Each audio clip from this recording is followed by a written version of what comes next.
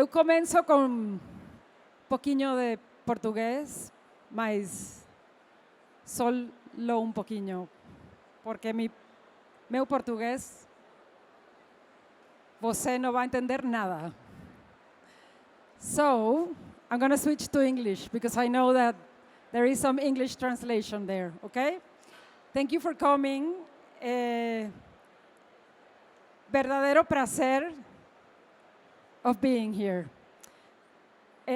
I have the pleasure to lead Stripe for Latin America, and we're very, very excited to be in this event for the first time. It's an amazing event with amazing energy, and I hope that once you get out of here, you get a few actions to expand your business globally. That is my objective today. I want to convince those of you who are not yet selling cross-border, across countries, either from Brazil or from any other place in the world, to do so. So that's my homework today. Let me see whether, yeah, cool. So what's Stripe? And maybe some of you have heard about us, but let me put some context into where we play, what space we kind of have in the technology space. We are a technology company, and we sit right there. I love this graph actually because it's super clear, right there between all the financial institutions and the financial system and the platform or the merchant and the customer experience. So we're basically solving, through a unified platform, all the money movement complexity that you have in a business. And we do that starting by payments, which is basically at the very bottom of our stack, where we basically help companies transact and make payments all across the globe. And then we build up to help you with your financial infrastructure and the financial operations of your company by helping you optimize your revenue, help you understand how your revenue behaves through a business intelligence tool, help you create new business models, subscription business, and more modern business models like subscriptions and marketplaces, and so on. So that's kind of where we stand. But today, what I want to talk about is more about where do we think the world is going? Where do we see kind of the world evolving in the next 10 years? First of all, we believe that all money will move to the cloud. Somehow, sometime in the future, and we're seeing that now, particularly in the last 2 years, money will be in the cloud. But why does that matter? Why is that important? Because once money is in the cloud, we can very easily, once we solve some challenges that I will talk about later, we can very easily have a business selling from anywhere to anywhere.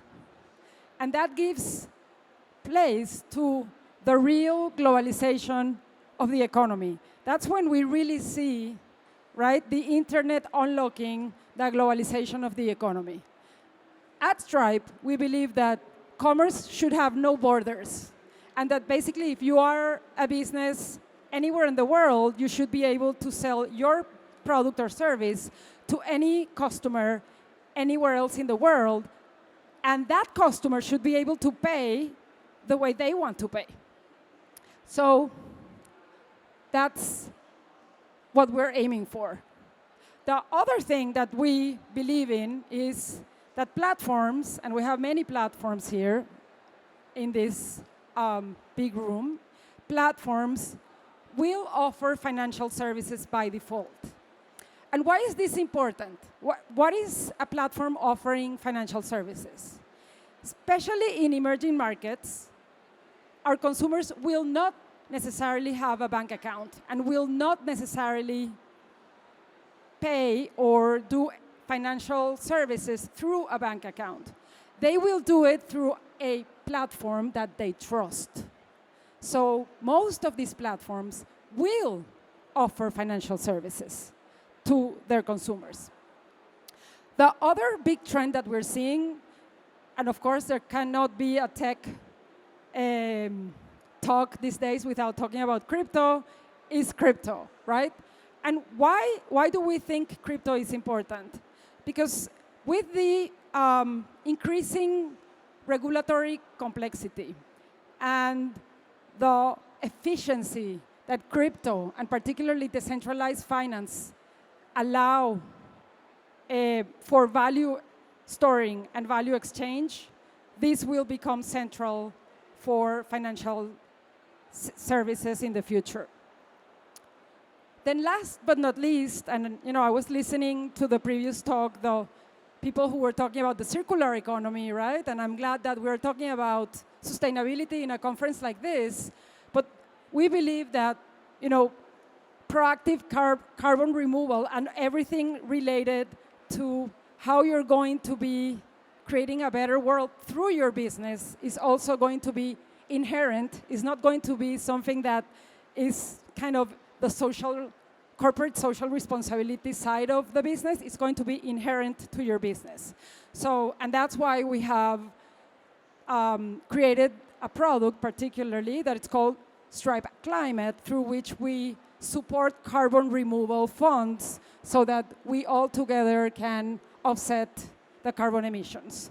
So particularly on this one, we believe that we need to be proactive. We can not only wait, right, for companies to eliminate carbon emissions, we need to actually go proactive.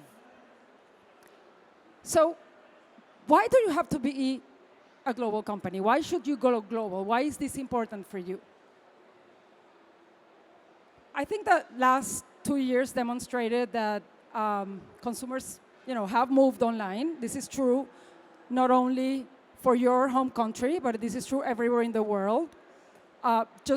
In Europe, right, you can see now 95% of customers doing online purchases. So it grew from 80% to 94%. It's basically all of the population now in Europe doing online commerce. Then you see, all the emerging economies, Asia, Africa, and Latin America, you see 5 out of the 6 online purchasers of the futures are going to come from these economies. So even though we're still at around 15 to 20% of the total online volume, which is of the total sales volume, online is only going to grow. So if you think of your market as the only place where you can do business, you're basically limiting yourself. Today, you can do business anywhere. But you can do business anywhere with a lot of complexity, right? So that's where Stripe and VTEX come along, and that's why we're here and how we can help you move forward. So what are some of the challenges that companies like you face when you have to go global? First of all, localization. You have to understand the local market. You have to be able to understand the local consumer, the local customer. What is it that I'm going to sell, right? Is my product or service interesting, competitive? How am I going to localize it? How am I going to localize my website, right? I have a great website. Would it work somewhere else? So that's one big challenge to take into account. The second one, and not minimal, is compliance. I mean, there's a whole world out there of rules and regulations, particularly when you're talking about importing, exporting goods, et cetera. It's complex tax regulations, et cetera. Second barrier for companies to expand. Third, of course, and particularly if you are in the physical goods arena, shipping and customs, right? Something that you certainly need to understand how to fix and how to get the right tariffs, and this ties back to the compliance point I made before. Fourth, and this is kind of interesting because people forget about this one, is accepting payments. You cannot sell if people cannot pay. You're not selling if people are not paying. So, and it might sound trivial. It's like, hey, you know, it's like paying. Just put my credit card and it works. But it's not that trivial. For companies that want to go abroad and want to sell abroad, there's a huge complexity around how do I make sure that I am integrating with the right financial partners, that I'm integrating the right payment methods, that I'm right. There's legal, product, finance implications, and there are months of work from your teams tied back to accepting payments. So we'll come back to that. And the last one, of course, is managing the customer experience. And this is important because basically every market has their own local nuances, and as well as with payments, where customers are, want to have a local experience and a local flavor. They don't want to basically pay with whatever you're offering. They want to pay with whatever they have and whatever they want. Same for customer support. They want to have the local customer support experience. So how do we think about companies going globals, and kind of what steps do we think companies should take to go global? Well, the first one, of course, is where am I going to go? Where is that country that I'm going to go, or that region that I'm going to expand to? And that is what we call the evaluate phase. Secondly, okay, I'm going to launch and I'm going to test and I'm going to see how I'm going to test the waters. I'm going to put my toe into the water and I'm going to see how this feels. Is this working? And then last, I'm going to optimize. So allow me to walk you through each and every one of these in more detail. So evaluate. As with any adventure, we need a map, right? We need a map to guide us. Where should we go? And normally, when we're kind of embarking on an adventure, we think of, let me move to the country nearby, right? That's kind of feels more comfy to go to the country nearby. But that not might be the country I should go to. So there's a lot of questions that I should be asking myself when I'm evaluating market attractiveness. I should be looking, right? What is the size of the economy, but also what is the attractiveness of what is the behavior of online consumers? How do they pay? What other competitors are out there? What are the products that they're looking for? And particularly in this one, I think understanding what is the value proposition that I am going to be able to show in this market is probably the key for understanding whether I'll be competitive or this market is attractive or not. Following that, right, once I understand how attractive is the market, let's say I find a really big market, super interesting, and I think that when you have found a very interesting market, make sure that you look to the future and not only look to the present. So kind of like a hockey players that they keep their eye on the puck. Well, make sure to keep your eye on the puck. Not look at just today, but where is this market going in terms of attractiveness?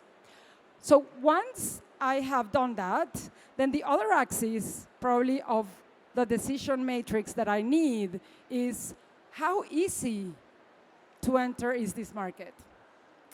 And when I think of ease of entry, there are a couple of things that are important to bear in mind. Of course, we talked about localization. And one that is super important, again, I go back to payments, is how do people in those markets pay? How complex is the payment scenario in those markets? If you look at the US, for example, it's fairly easy. It's like everybody in the US, or almost everybody in the US, has a credit card. So in the US, you have no big issues if you are going to offer credit card payments. But if you look at a market like Brazil, right? you need more than credit cards. You need to have options for boleto, you need to have installments, you have to have Pix. There are many options that people want to have at the moment of paying. They don't want only to have your payment option as their option. Data regulations, a big one, right? Particularly now with everything going on with GDPR in Europe and so on. Tax considerations, a huge one. I don't have to tell that to a Brazilian because I know that this is probably one of the most complex countries in the world for taxes. But those of you who are in other places should know that's super important. And of course, doing business cross-border, even though the internet is pushing us that way, is still a very complex environment. So we need to understand the regulatory environment around that. Secondly, you're going to launch and test.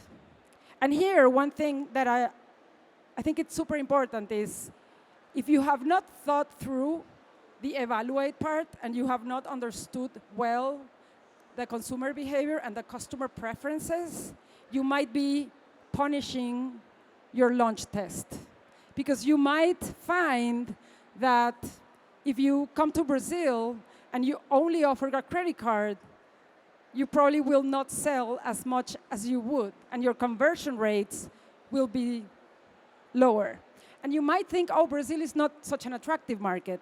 But the reality is that the problem is not that Brazil is not an attractive market. The reality is that you are not offering to the consumer what they want so that they can pay for your product. That's true for the product as well. But in this case, I'm going to focus on the payments part of it. So we've seen, and this is important again to consider it, we've seen in countries like Romania and Germany that once we offer additional payment methods like Ideal, which is the favorite payment method from the Netherlands, sales lift 40% just by offering Ideal. You did nothing else. You just added a payment method. You gave people the possibility to pay with Ideal, and basically your sales went up 40%. So think how powerful is this in terms of your funnel. We always think of the upper funnel, right? We want to bring people into the store. This is how you optimize and how you look at the lower funnel. So once you have tested and you've kind of, oh, this looks like an attractive market, we think that you have an opportunity to optimize. And to optimize means considering an investment of basically having a local entity in the country that you're selling to. So why? Why is this important? Once you have kind of tested the market and you understand that the market is attractive, having a local team is important. But also there are huge economies of cost behind having a local entity. Even though it's an investment, right? You have to have an entity that you have to manage, etc. It is important because you're going to have huge cost savings. There are also other considerations. If you are, for example, a company that's selling from the US to Brazil, I'm going to use Brazil again, because I think Brazil is that cross-border is one of the most complex. You have FX considerations, so it's costly, right? So it's costly for the merchant and it's costly for the customer. But also, you have regulatory constraints. And also, you have the fact that not all Brazilian credit cards, for example, are accepted internationally. So I can't buy, if I don't have an international Brazilian card, I can't buy in an international merchant. So all of these complications and all of this complexity can be solved through having a local entity.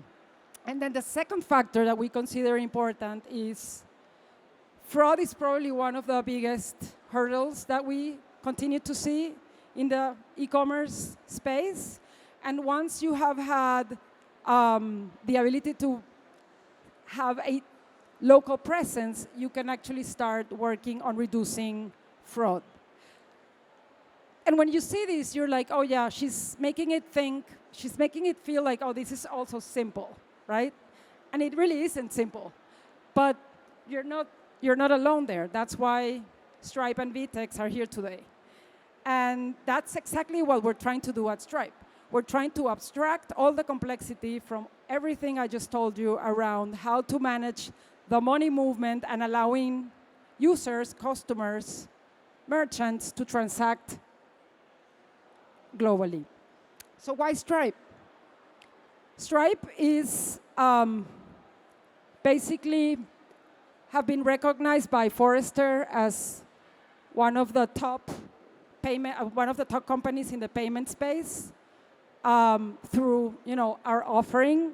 But again, we're normally known by our payments offering, but that's just the beginning of what we do. Because for us to get and help to get kind of to be useful and help you manage your money, move your money, we basically need to help you with payments. Otherwise, there's no way we can help you with both your money, pay-ins and payouts. So today, $640 billion were transacted in 2021 at Stripe. So we basically see a lot of the transactions that are happening in the world. 75 of the 100 largest marketplaces and platforms in the world use Stripe. And they power their business through Stripe. More than 50 enterprises that are doing over $1 billion of online business are powered by Stripe. But we also help companies that are starting up, and that's actually part of our legacy. That's how we started. We started helping startups get online. There is a very interesting quote from an entrepreneur I met not a long time ago that he told me, I love Stripe because before Stripe, every company had to be a payments expert. And now we don't need to be a payments expert because we let you take that on. Now you're in charge of being the payments expert. So that's what we do. And today, basically, we do that with VTEX. So through a connector that we've built, where if you're a VTEX customer, in any of these countries that I'm showing on the slide, through that connector, you can basically use Stripe to process payments in all of those countries across the globe. And as VTEX expands, we will continue to bring on new and new markets for our merchants. So that's kind of what we're here to do. We want you to go global. We're here to work with you and your VTEX platform and be a partner to VTEX to make sure that you go beyond your current market today. That will also allow you, as I was saying, right, that will also allow you not only process credit card payments, but will allow you the option of choosing whatever payment methods you want to use or want to give your consumers in wherever there are. So we process payments in over 135 currencies. We have infinite payment methods, so that will support, again, the conversion of your sales in all of the markets that I exposed before. And then we'll help you with your fraud issues, because basically what we're doing is through machine learning and all the data that we get from the different transactions that we see across the world, we are able to identify which credit cards particularly could be a fraudulent one. We'll let you decide whether you want, to be, you want to increase your risk or you want to diminish your risk in terms of fraud. It's always a game. It's a risk game. But basically, through machine learning, we can do this in the countries where we operate. But this is all super nice. It sounds super nice. When the rubber hits the road is when you see a customer doing it and getting the results. So what I want is to tell you about Agua Bendita. Agua Bendita is a swimwear brand from Colombia. Beautiful bikinis, by the way. Not Brazilian, but Colombian.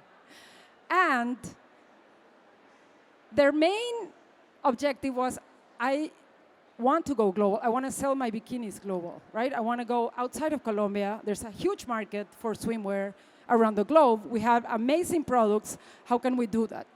So basically, through the VTEX connector and Stripe, Agua Bendita today is able to sell across the globe.